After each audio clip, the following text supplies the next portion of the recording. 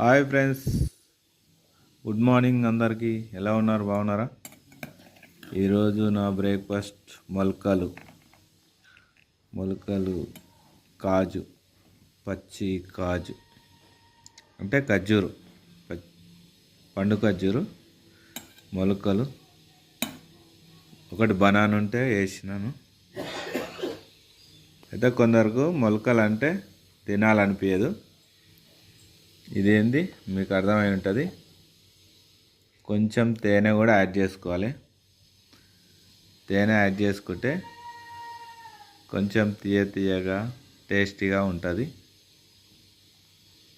నేనైతే నాకు తేనె అవసరం లేదు, చెప్తున్నా. కొంతమందికి పొద్దుగాల మొలకలే గోలేంద్ర బాబు అనుకున్నారు. మొలకలు చాలా చాలా మంచిది.